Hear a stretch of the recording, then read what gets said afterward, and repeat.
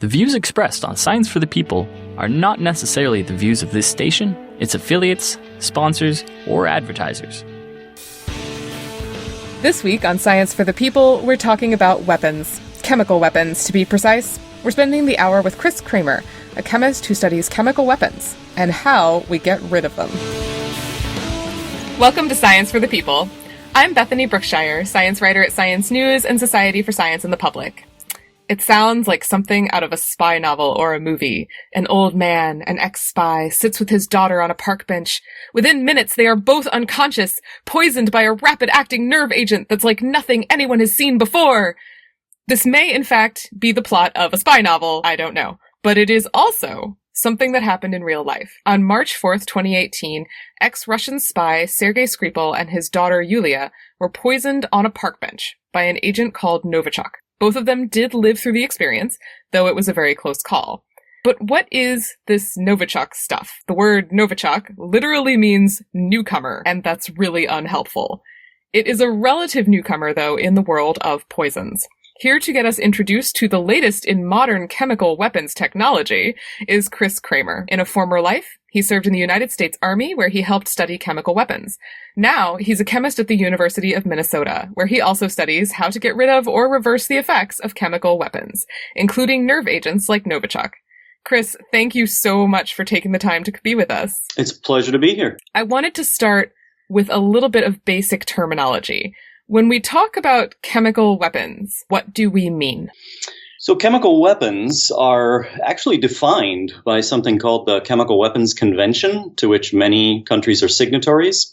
And there is something called the OPCW, the Office for the Prevention of Chemical Weapons, I think that stands for. And so there are schedules, if you like, of which molecules are defined to be chemical weapons. And they serve various purposes. They tend to be lethal, and their lethality happens in different ways. So you mentioned a nerve agent, and that has a certain kind of lethality that involves interfering with the nervous system. There are also things called blister agents, blood agents, choking agents. All of these can be used in warfare as a means to degrade the enemy, if you will. They can also be used to deny terrain because you wouldn't like to go through it after it's been contaminated. And some of them actually are used against civilians. That's not forbidden by the Chemical Weapons Convention. The best example of that is tear gas. So it turns out you can't use tear gas in a war, but it's okay to use it on your own population. TIL. Wow. Now, people have been making these chemical weapons for a very long time. How long do you think people have been using chemical weapons against each other?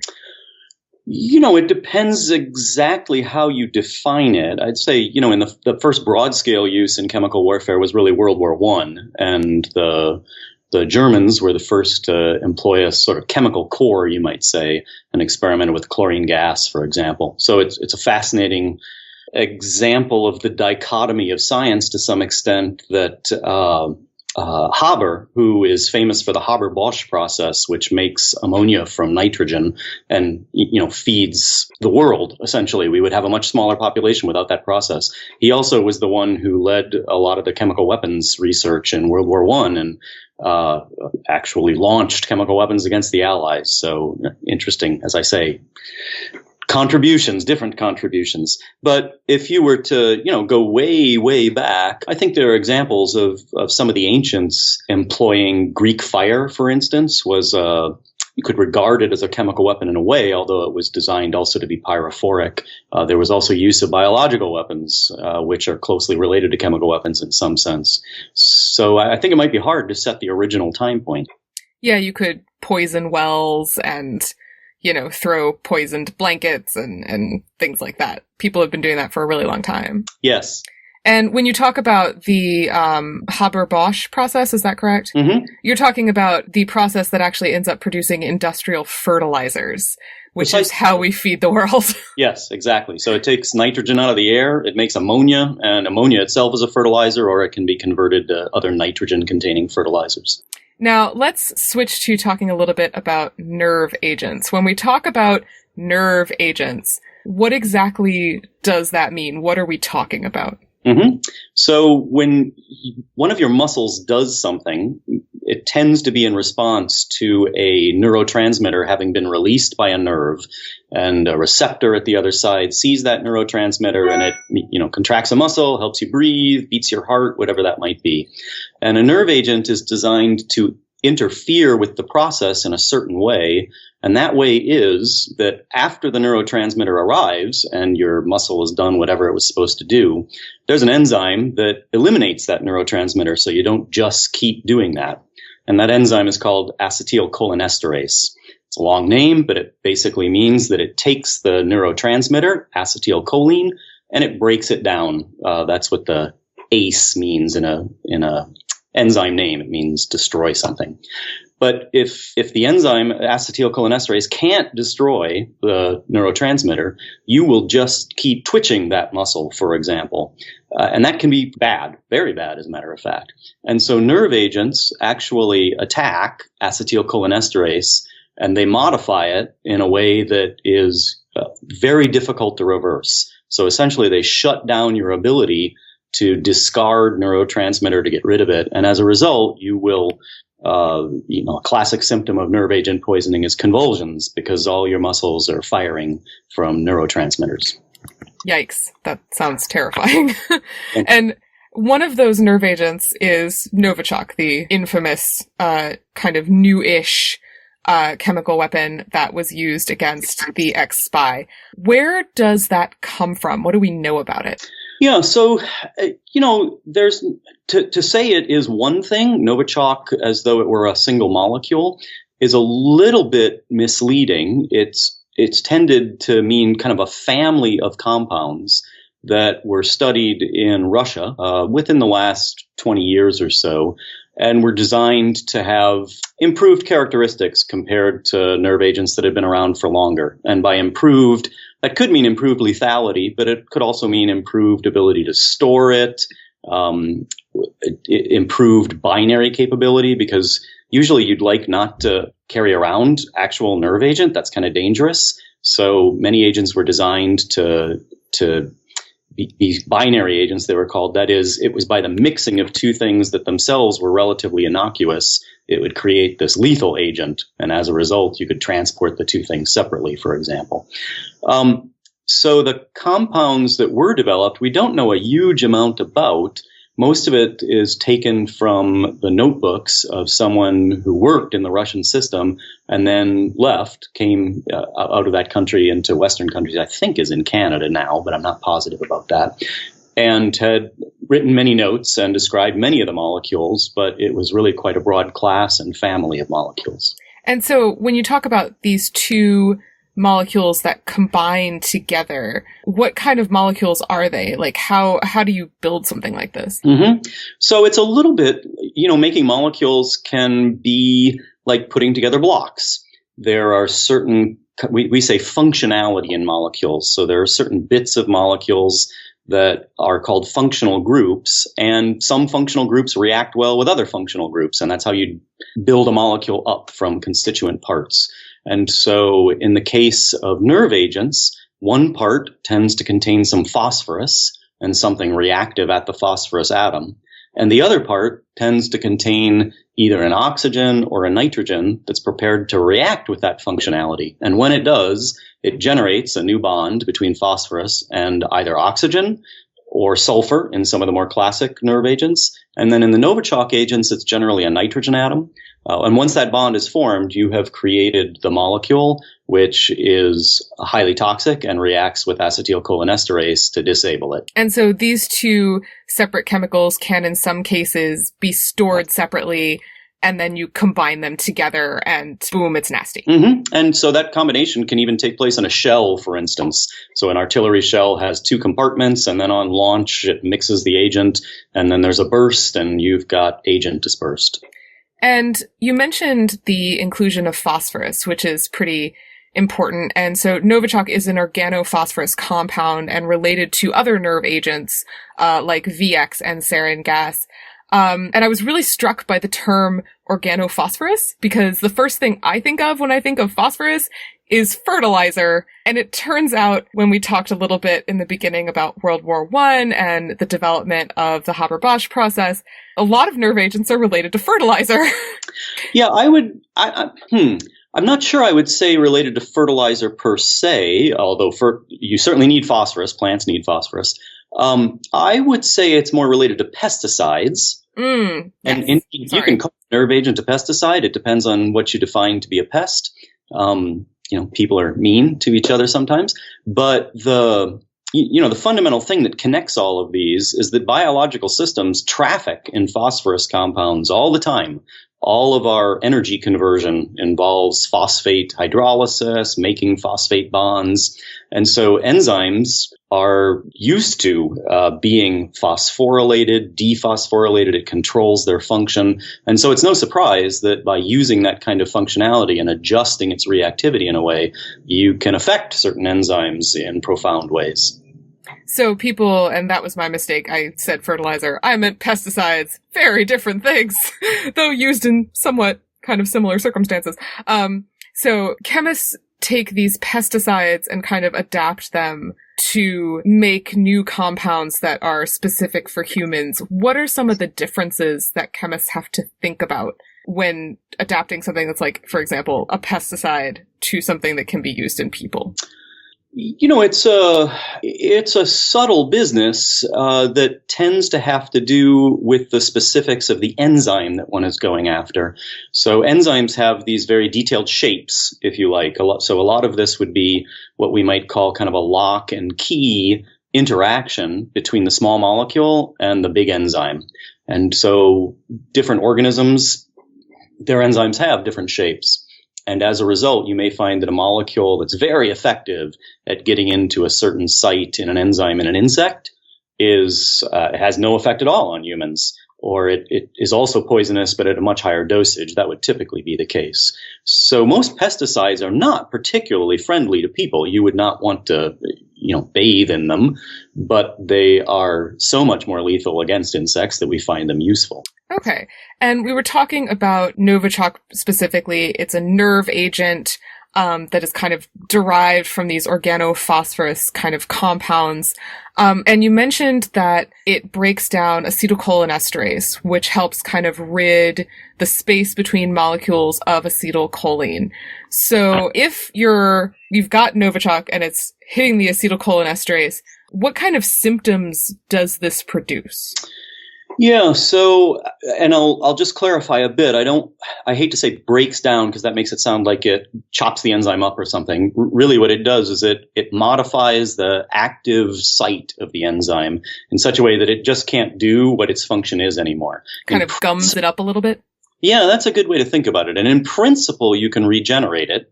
And that's what a lot of nerve agent treatments attempt to do. But that's the function, is to just go in and disable it. In terms of the symptoms, so I mentioned convulsions, for instance. Pinpoint pupils is a general indication of potential nerve agent poisoning. Foaming at the mouth is established. Difficulty breathing. The symptoms, of course, haven't been studied all that extensively because this isn't the sort of thing you can really do a clinical study on. So I can't imagine why. Yeah, we know what happens, let's say, to goats and pigs and the animals that have been used in testing. I think the data for humans is less well organized. And how powerful is it? How potent is it? In their pure form, nerve agents are exquisitely potent. So milligrams per kilogram are lethal. And most of them can be absorbed through the skin. Some of them are very volatile so that they can be inhaled. And as a result, it's possible to get a lethal dosage fairly easily.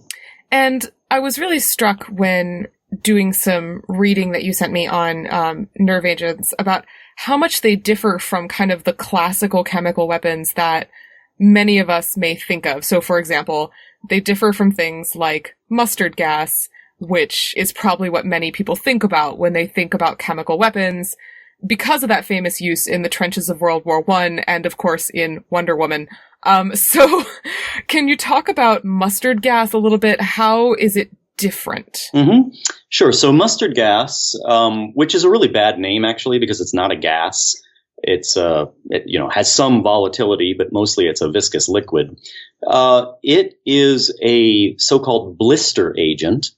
And so its mode of activity has nothing to do with acetylcholinesterase. To be honest, its mode of activity still is not all that well understood, but it's a very powerful alkylating agent, which is to say that it goes around and it looks for molecules that it can react with. And again, it reacts with certain kinds of functionality. This is the bond-making thing we mentioned. Some molecules it can react with turn out to be the bases in your DNA. Although it's not clear that that's why it causes blistering, but just by experiment, we know that it causes very severe blisters when you're exposed to it. So huge, enormous blisters will appear on the skin.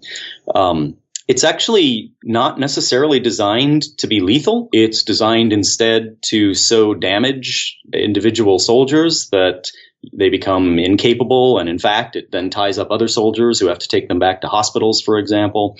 And it's a terrain denial agent, if you like, because once it has been spread out on terrain, it's reasonably persistent because it's not super volatile.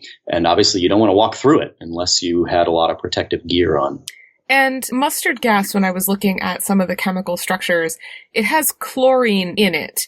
Is it related to chlorine gas, which was also used in World War I, or is that different? It's not. That's more a coincidence, I guess I would say. So the chlorine that is in the mustard gas is why it's particularly reactive with the things that it modifies, but that chlorine leaves as chloride, which is what's in table salt. So chlorine gas, on the other hand, the mechanism of its effect is quite different. Chlorine gas is nasty, as anybody who has a swimming pool knows, because if you put chlorine in your pool, you have to be careful with that so you don't make chlorine gas. But it's a strong oxidant. Basically, it damages your lungs through a completely different mechanism. Okay, so chlorine gas just straight up damages the lungs as like an inhalant. Exactly. Okay, and for example, you mentioned mustard gas is a blister agent. And sarin and Novichok are nerve agents. What other kind of agents are there? There are things called choking agents. Those have not been used much. There was a little bit of stockpiling in the Gulf War, but not necessarily employment. And they can have arsenic as a basis. There are so-called blood agents, and so hydrogen cyanide was explored as a agent predominantly in World War I, and it causes. Why is it called a blood agent? Well, people would be observed to be bleeding extensively once it had been inhaled. So cyanide, of course, has a long history as a deadly substance that can be used in poisoning. So many of these older agents from World War I were sort of abandoned for modern military use because they were gases, for example. Because it turns out if the wind changes direction, suddenly your attack becomes something you need to defend against. And instead, it's better to have less volatile things that you feel like you can maybe control where it's going to go. Yeah, this is a terribly morbid thing to think about. But when chemists are designing chemical weapons, you mentioned, if it's a gas, you kind of have to worry about the direction the wind is blowing. What kind of things do people think about when they're designing these weapons? So one point to make, of course, is that other than the Novichok developments that have recently shown up in the news, and even that was research from some time ago, it's not clear that many places are continuing to design chemical weapons, in part because it's not clear that any remaining optimization needs to be done. The stuff we have is already pretty nasty and effective. But the figures of merit, if you will, would include things like stability. Once you've made it, can you store it? Because if it breaks down very quickly, suddenly you've got a mess on your hands. It's no longer useful to you and you have to get rid of it somehow. Obviously, lethality matters. And so if your goal is to kill a lot of people, you'd like it to function at low levels in the body. But as I mentioned, maybe your goal isn't to kill a lot of people. Maybe it's to injure a lot of people, because that renders your foe equally ineffective, maybe even more ineffective. So the issue of volatility comes up, and you can actually imagine it going either way from a strategic consideration. Let's say that you would like to remove a defender from terrain that you want to go through yourself subsequently. Well, then you'd like to use an agent that will be readily degraded by environmental conditions. Maybe it's very, very volatile. Maybe it is a gas. In any case, it's gone after a few hours, and you've wiped out the enemy and you proceed through on your merry way. The alternative is that you actually want to deny some terrain for a very long time, because maybe you want to defend your flank while you're moving forward. And so you make that terrain very, very dirty. And while you can't go through it, neither can the other side. And so that may have strategic value too. Then you would want something very non-volatile, some viscous, nasty liquid.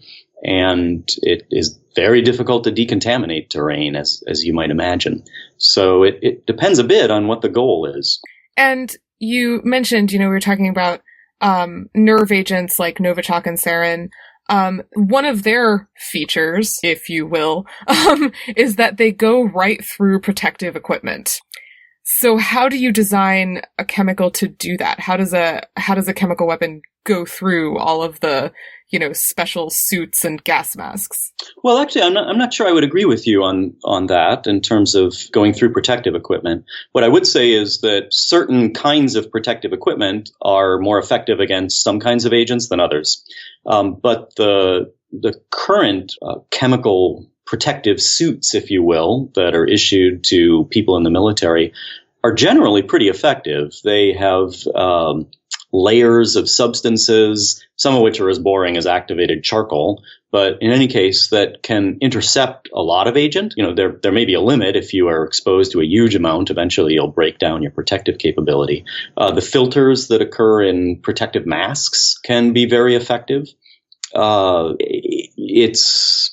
have actually been in protective equipment a long time ago, and in a facility where they then open up some sort of an agent to prove to you that you won't twitch and die.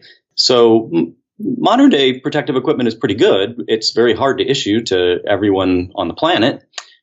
So these weapons of terror, basically, if they're used against civilian populations, can still be enormously effective. But the military does have doctrine and equipment that can be used in a defensive mode.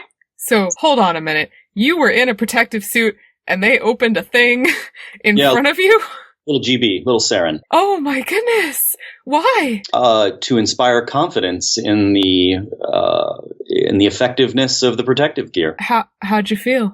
I was pretty confident. We'd tested the gear in a lot of other situations. So typically, you start by somebody puts on the protective mask and you wave some banana oil in front of them. Amyl acetate, a chemist would call that. And you can't smell a thing. Doesn't get through the filters. And then they put you in a tent full of tear gas. And again, no effect. Although they do make you then take off the mask, inhale, and try to say your name before they let you out. And then it has a very powerful effect. Most people can't do that. And then you stand facing in the wind so that the CS, that which is tear gas, will blow away from your face and eyes and nose, which are streaming all sorts of fluids. And so once you've seen that it's effective that way, you're not necessarily terrified to walk in where they open yet another chemical compound that doesn't get through. Well, on that incredibly charming note, we're going to take a quick break. We'll be right back after this. Science for the People is a weekly radio show and podcast that explores everyday life from a scientific perspective. We are a member of the Skeptic Network, a collection of blogs, podcasts, and video content focusing on science and critical thinking. To find out where Science for the People airs near you, or to listen to past episodes, check out our website at scienceforthepeople.ca. You'll also find links to support us at Patreon, to connect with us on Facebook and Twitter, and to subscribe to the podcast in iTunes. And now, back to the show. Welcome back. We're here today with Chris Cramer, a chemist at the University of Minnesota, who is here to guide us through all sorts of terrifying things about chemical weapons. Now, Chris, we talked a little bit earlier about the protective gear that people use to protect themselves from chemical weaponry.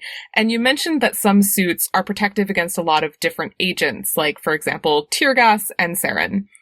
And we tend to usually value the fabrics that we wear for their breathability, like Egyptian cotton. Obviously, that would not be a positive thing when you're facing a chemical weapon. What kind of things do scientists do to make cloth, for example, more of a barrier to these agents? Mm-hmm. Well, it's a really good point you bring up. The reason most soldiers really hate to do exercises in what the Army calls MOP gear, and I did look it up, it's mission-oriented protective posture.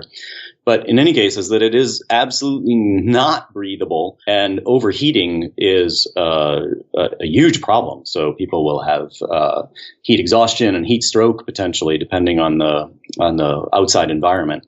And so commanders, when they do these kinds of exercises, have to exercise a lot of care to make sure that in a training environment they aren't actually injuring people. And so the way that the protective equipment works, for the most part, is to essentially try to create an impermeable barrier, right? So the various agents cannot get to those parts of you where they are designed to have an effect. So for the skin, if you like, you're wearing some kind of a suit that either is impregnated with a lot of essentially things that just try to absorb. Chemists use that sort of in a similar way.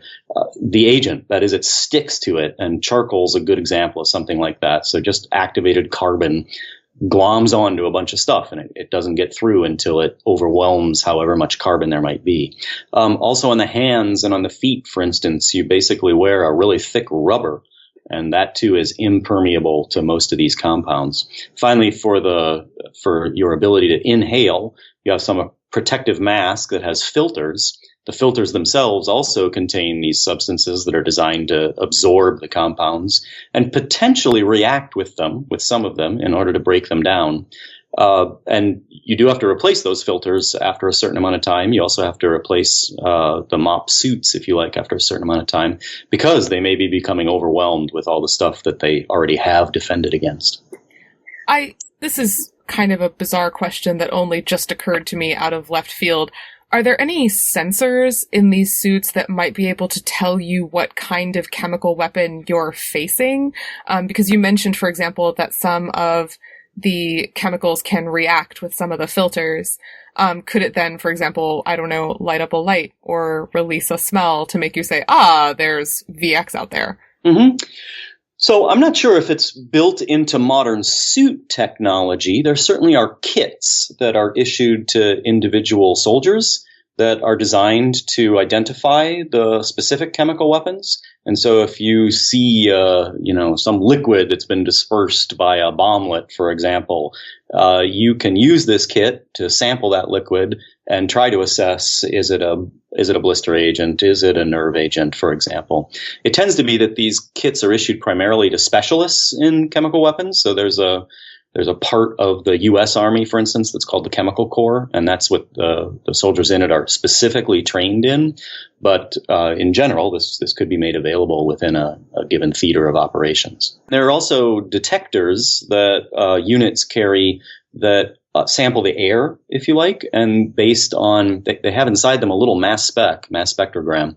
And so they look for characteristic peaks that would be created in a mass spec by some of these compounds, and they also can identify nerve agents, for example, in that way. It's a little tricky, of course, because you want to be sure you don't have false positives. Very bad if everybody has to go into MOP gear because a bunch of diesel fuel got spilled. But that's a design principle for how to make these detectors, is that they can be reasonably selective in terms of identifying agents versus all the other stuff that might be in a combat environment. So the Chemical Corps might have these kits and might, find an area where a chemical weapon has been. And you mentioned that sometimes you need to go through an area where a chemical weapon has been. Mm-hmm. And while people want to deny territory during a war, they may want to use that territory afterward. Cleaning up this stuff is a problem, because you can't just get out your all-purpose cleaner and, some paper towels Absolutely right. Decontamination is an enormous chore. So what are some of the factors that chemists need to think about when they're trying to decontaminate an area? Yeah. So one aspect is, what was the agent? Because that's going to dictate how persistent you expect the contamination to be. So if you know that it was an extremely volatile agent, whatever the type of agent might have been, and it's the desert and the temperature has been in the 90s and that was 2 weeks ago, the odds that there's anything there are vanishingly small. On the other hand, if you know it was VX, for example, which is a non-volatile, super viscous agent, that stuff sticks around a long time. And you also have to worry about the fact that, it's not a lab where it's sitting pure in a flask or something. Instead, it fell on canvas and asphalt and trees and absorbed into things that are absorbent. And now you have to figure out how to decontaminate all of that. And people have, been poisoning each other with chemical weapons for a very long time. And therefore, they've been fighting the leftovers of those chemical weapons for a long time. People actually did fight the leftovers of mustard gas, or mustard liquid in World War I. What kind of stuff did they do then? Well, it's true that mustard was a particular problem in a sense because the ground during World War I was, in the trenches at least, was just this huge mud pit that had been ground up by artillery shells and people. And then mixing in the mustard created this, viscous sludge, which included mustard, which was remarkably persistent. In terms of what you do about it, generally what people hope they can do about it is just wait it out. Just don't go there. There are still regions in France, I believe, where there are warning signs up that you should not go into that area. Sometimes that's unexploded ordnance, but there's also sections that are believed to still have potential lethal agents. Or in this case, maybe not lethal, but at least dangerous. If you do want to decon, there are certain agents you can use. It's difficult when, it's the terrain, because really all you can do is scrape that earth up, move it somewhere, maybe try to mix it with something that'll decontaminate it. That's why in the case of actual ground, maybe if you can avoid it, that's the best thing. But the decontamination agents that are used when you have agent you can sort of see on surfaces or the like, they're designed to break those bonds that were. So I mentioned when you have a binary agent, for instance, you make this new bond and suddenly it's very effective against your acetylcholinesterase. So for a nerve agent, the best decon is to break that bond before it gets to acetylcholinesterase. And now it's no longer effective. In the case of nerve agents, that's called hydrolysis. You basically add a molecule of water across the bond, separating it into two pieces. And those two pieces are innocuous potentially, and you're done. In the case of mustard, there are two common ways to decontaminate it. One is, it turns out there's a sulfur atom in mustard. And if you oxidize that sulfur atom to make what's called a sulfoxide, that molecule is relatively innocuous. You also can remove the chlorine atoms you mentioned are in mustard. You can do that by actually extracting a molecule of HCl is what happens, and you end up with a double bond in your carbon framework. That too inactivates mustard. And so I was reading, and correct me if this is not true, that in some cases when it was a person who had been exposed to mustard, they would literally just cover them in bleach. So bleach is a very effective way to oxidize sulfur, and that's the reason that you might want to use it. And there are other bleach-like substances that are used in personal decontamination. Chloramines is another kind of molecule that can do that. So yes, that would be a typical decon technique. Charming. And in one of the papers that you sent me, I found these papers completely fascinating, and I will be linking to them on our website. The paper mentioned that they found a decontamination kit from the Yom Kippur War that had been used by the Egyptians and developed by the Soviets. And it was a kit containing moist towelettes. And when I think of moist towelettes, I think of, little moist towelettes that you use when you eat lobster or something. Can you tell me about decontamination moist towelettes? Is that a thing? Yeah, sure. So those are quite typical for personal decontamination. And the towelette is impregnated with So I mentioned you want these things that can break the bonds that make the molecules reactive. And so in a nerve agent, for instance, we mentioned, I think a little earlier, you can have these phosphorus oxygen or phosphorus nitrogen bonds. And if you want to break those, you have to add something across them. And I mentioned water previously, if it's hydrolysis. So you'd make a new POH bond where there used to be that reactive bond. And the thing you knocked off, the oxygen or the nitrogen, you just put a proton on it. That's the other part of the water that's there. Water itself, though, is not a great thing for keeping a towel moist for a very long time.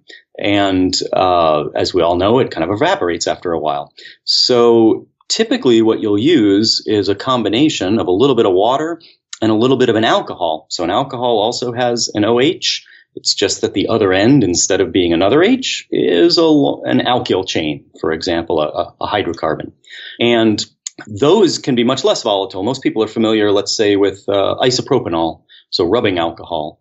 It's relatively volatile, but if I just keep adding carbons to that alcohol, it will become less and less and less volatile, but it stays a liquid.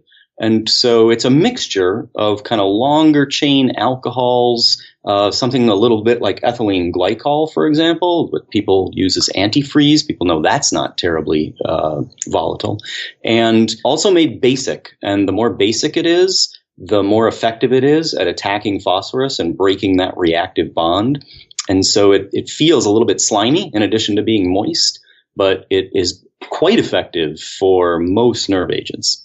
And to be clear, if anyone is listening to this podcast and happens to be exposed to a chemical weapon, a regular moist towelette is not going to help you. These are specialty. Yeah, a regular moist towelette won't be basic enough, essentially. It will still have some nice little alcohols and the like in it that have the same effect of keeping it moist, but you really need that basicity in order to be more effective at hydrolyzing the nerve agent. And we talked a little bit about mustard gas and how, you can bathe someone in bleach, but you can't just up and swallow bleach once you have been poisoned internally, once something has kind of gotten inside you. What are some options for when people get poisoned by chemical weapons? Well, if you've inhaled mustard, you're in deep trouble because it will blister your lungs. So those who die from mustard gas, that tends to be the mechanism of death, is you basically drown in your own fluids as your lungs fill up. Oh. And what you can do for that is essentially nothing. You try to give them enough oxygen that they stick around and hope that the lungs repair themselves over time. Nerve agents. So there are treatments for nerve agent. And actually, soldiers usually have two things. They have a pre-treatment and then they have a treatment. And so if you recall that the mechanism of action of the nerve agent is to shut down acetylcholinesterase. So the pre-treatment is this molecule called pyridostigmine bromide. So I took pyridostigmine bromide during the first Gulf War. And its effect is essentially to be a bad nerve agent. That is, it ties up your acetylcholinesterase as well. It just doesn't do a perfect job of it. And as a result, when the nerve agent comes along, there's some acetylcholinesterase that it can't affect because it's already been affected by the pre-treatment. And the pre-treated stuff can be regenerated because that pre-treatment wasn't so good. So if you like, you poison yourself a little to protect yourself against the poison that's a lot stronger. So to be clear, when you're talking about the enzyme acetylcholinesterase, there's going to be like a pocket in that enzyme that would usually break down acetylcholine. So acetylcholine would go in the pocket. And then a nerve agent would block that pocket. It does block it, and it does so in a way that it never comes out of the pocket. So it's permanently blocked. And so that's a full agonist. Or antagonist. That's a full antagonist at your acetylcholinesterase. And then your pre-treatment here would be, say, a partial antagonist? Yeah, that's a good way to think about it. So it goes in and it makes the same connection to the enzyme that the nerve agent does. It's just that connection is reversible. And so it's possible to regenerate activity with a little bit of time. So you take this pre-treatment, presumably when you know you're going into an area that's been contaminated. Or has the potential to be. So there, at least for the first Gulf War, there was a lot of concern that the Iraqi army was not only equipped with chemical weapons, but had the will and intent to use them. And so then there's also a post-treatment. Right. After exposure. What's that one? So that's a little injector kit, essentially, and it contains two things. There is something that's designed to actually go after the modified acetylcholinesterase and regenerate it. So your body can't do that, but the 2-PAM chloride is the name of the molecule. It's an oxime, which is a certain kind of chemical functionality again. And that oxime is capable of breaking the bond between phosphorus and the acetylcholinesterase. So that should be regenerating your acetylcholinesterase functionality. At the same time, you also inject yourself with atropine. And atropine, if you like, is a poison in the opposite direction of having all this acetylcholine running around that is not being broken down. So it basically gets in the way of where that neurotransmitter would go. So that's a very dangerous thing, right? You're basically trying to balance two poisons such that you're not convulsing to death, but at the same time, you're still able to breathe and move your muscles. Atropine would paralyze you typically. It's like poison frogs create these kinds of compounds that shut down response to neurotransmitters. So now you work on decontamination. How to decontaminate from nerve agents is one of your projects. And you're working on something called metal organic frameworks that help sop up things like the nerve agent soman, which is similar to sarin. When I think about metal organic frameworks, I think it sounds like scaffolding, but that can't be right. Can you talk about metal organic frameworks and what they're for? Sure. I would say you're exactly right.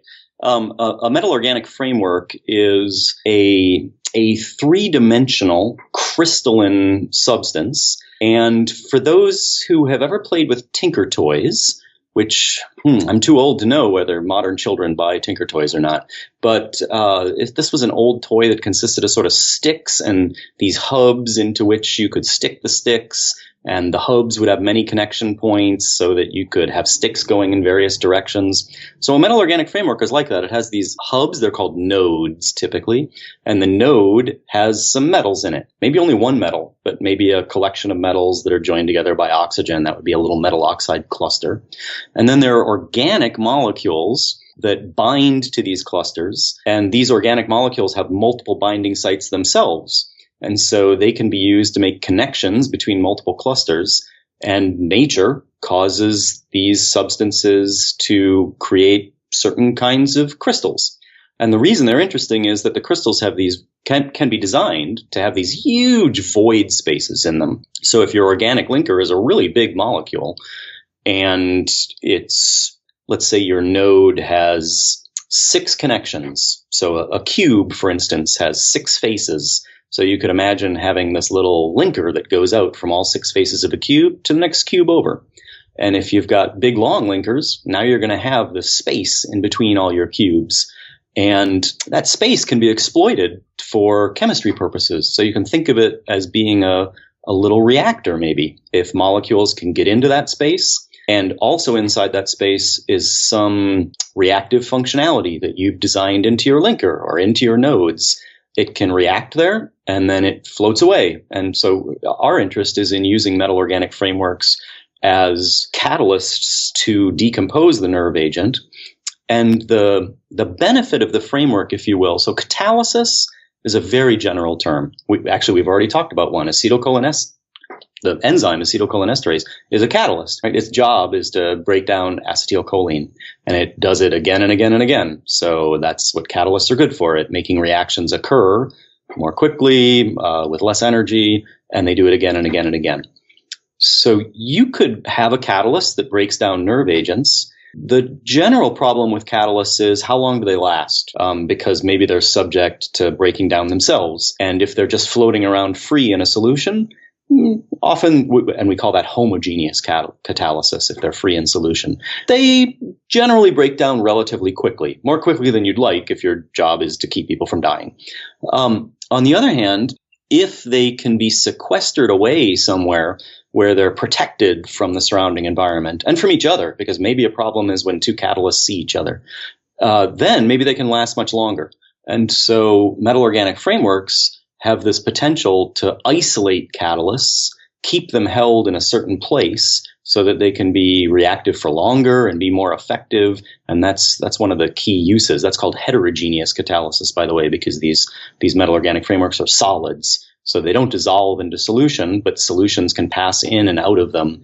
And the reactivity then takes place at the solid-liquid interface, or the solid-gas interface that can be used against gases as well. So it is kind of a scaffold in that it's kind of this structure that's like a scaffold, and inside the scaffold is hooked in these catalysts that are like hooked into the inside of those empty pockets.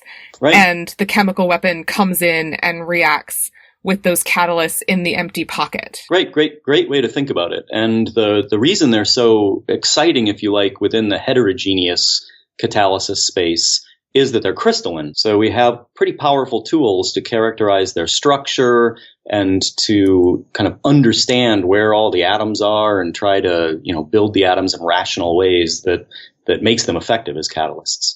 So this sounds, when you explain it, as like, oh, it's a scaffold and you hook little catalysts inside the scaffold and then it decontaminates things. This sounds very simple, but obviously there are many challenges.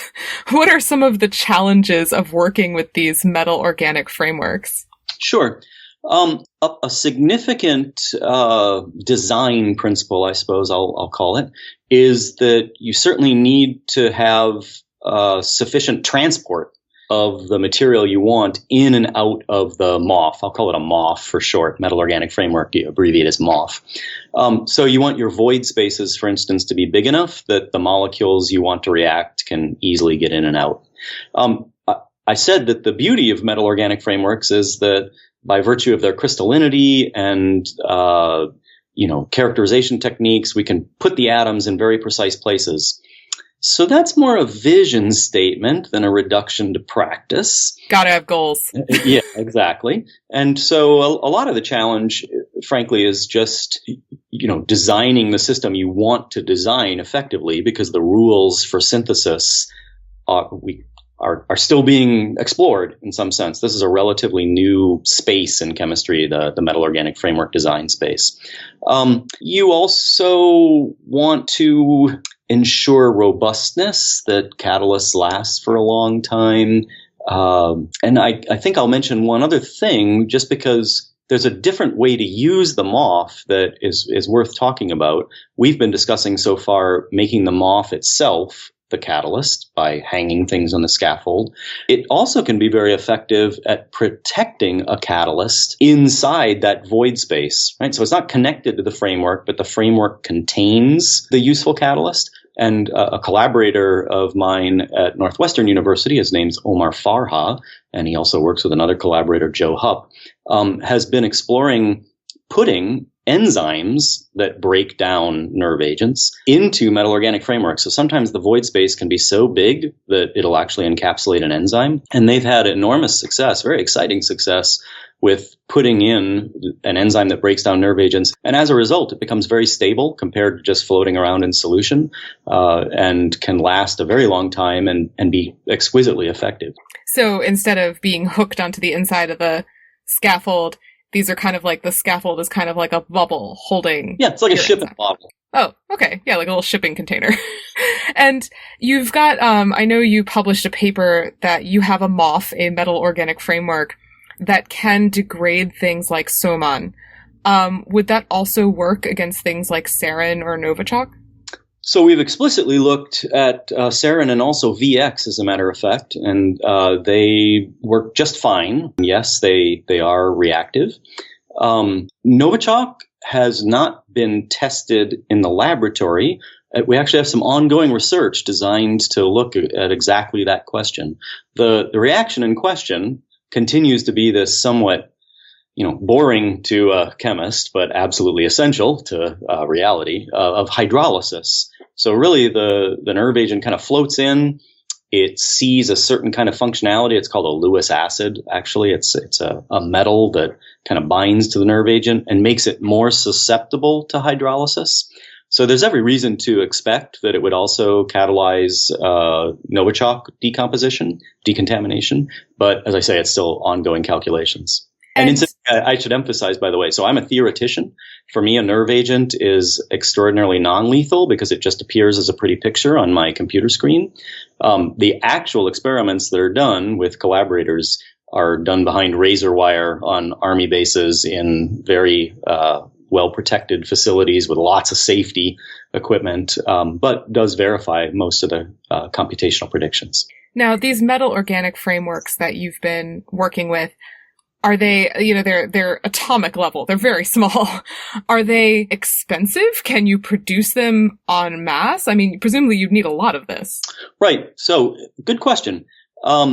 It turns out that this colleague I mentioned, Omar Farha, so he is a co-founder of probably the only company to presently be selling MOF materials in, the economy.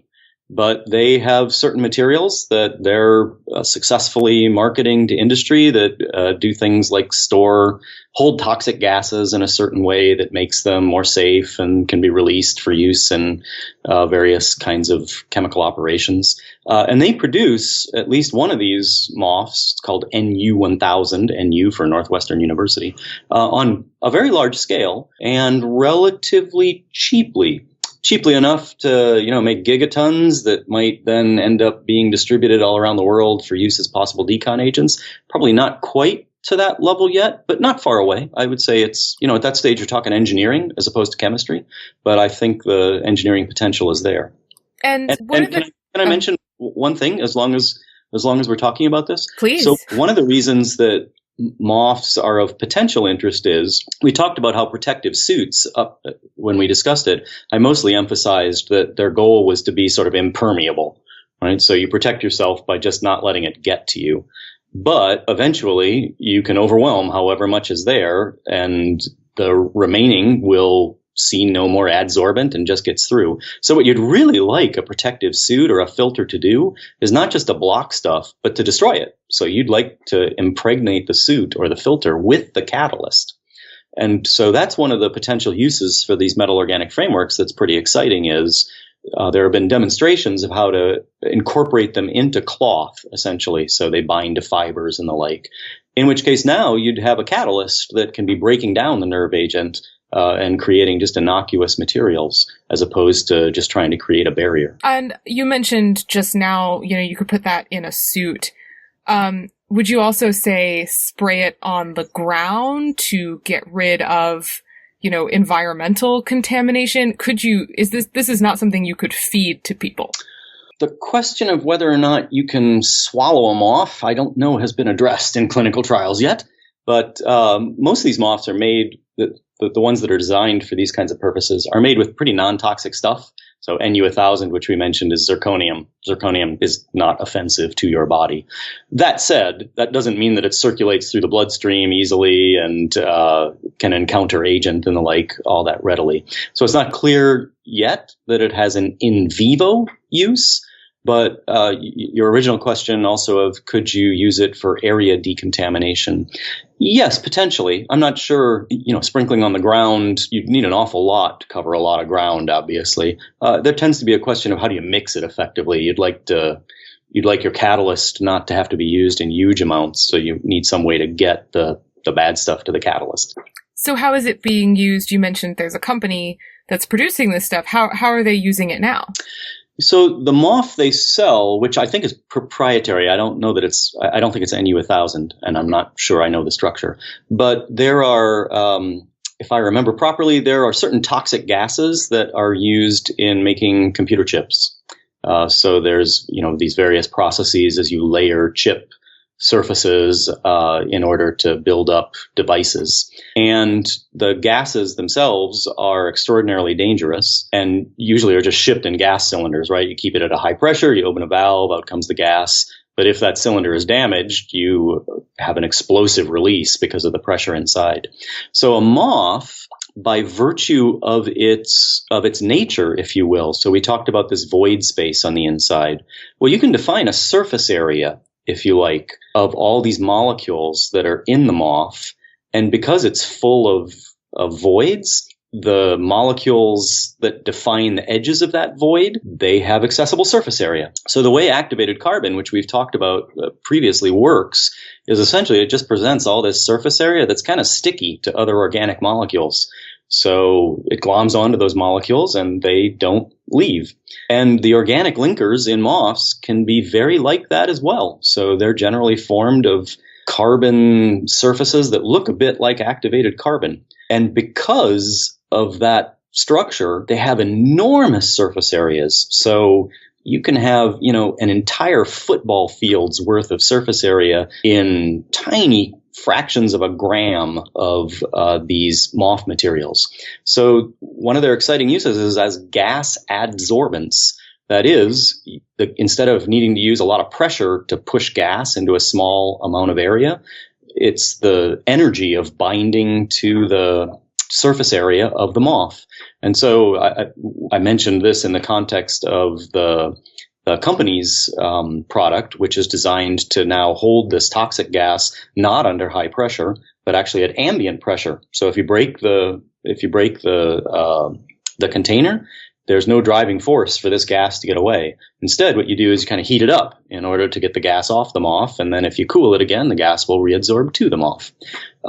But there are also a lot of interest in using these moths as gas adsorbents for other kinds of gases. For instance, carbon dioxide might be a great way to sequester carbon dioxide in order to prevent release into the atmosphere. So it would be a filter that would capture it, and then you can, take it off again and store it somewhere safely. Interest in using it to separate gases like nitrogen and methane. So natural gas is ideally sweet, which means pure, but actually it tends to come with a bunch of nitrogen in it, which is just, atmospheric nitrogen. And you'd like to somehow separate those two. And if you can do it with a moth, that can be a very economical way. Lots of people are going after that. So there's a lot of technologies associated with moths, which is why they are a kind of a hot area of research right now. These chemical agents are terrifying. They're horrifying to think that, suddenly the air you breathe, the ground you walk on is deadly. They cause horrible suffering.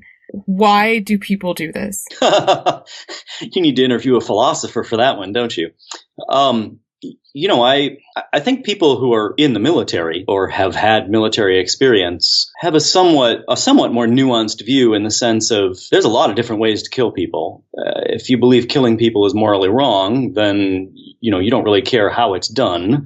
It's just morally wrong. On the other hand, there is in human civilization sort of an accepted principle that sometimes war can be just, sometimes war is necessary. And at that stage, if you're willing to accept that you're going to kill the other side, I'm not sure it's any more moral to do it with a 50 caliber machine gun than it is with a chemical weapon. That said, I think the potential for chemical weapons to be misused as weapons of terror, as weapons of mass destruction against civilian populations, that's what makes them terrifying. And the added aspect, I think, as you pointed out, this is a volatile substance, for instance. You don't necessarily see it. It may not have a smell, or if it does, the people who smelled it haven't been able to report it to us, for nerve agents at least.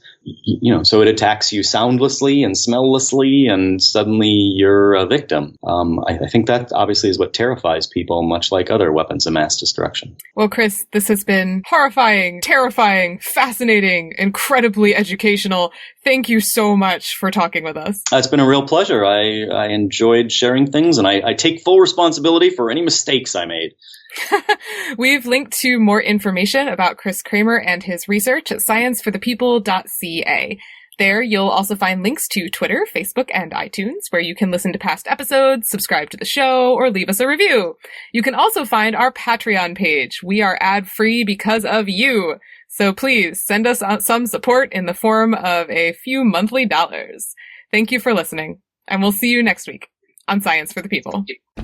Science for the People is produced by Rochelle Saunders and edited by Ryan Bromsgrove. Helen Quivalon is our publishing liaison. We get research help from Josh Witten and consulting support from Desiree Schell. Our frequently seen guest hosts are Marion Kilgour, Anika Hazra, and Jessica Yaros. Our theme song is called Binary Consequence, and it was written and recorded by Fractal Pattern. Science for the People is entirely listener-supported. You can find us on Patreon, where you can support us with monthly donations in any amount, or you can send us a one-time donation in any amount via the donate page of our website. Science for the People is created in partnership with the Skepchick Network, a collection of blogs, podcasts, and video content focusing on the intersection of science, popular culture, politics, and social justice. You can find out more about Skepchick at skepchick.org. The show is hosted by science news writer Bethany Brookshire and me, Rochelle Saunders.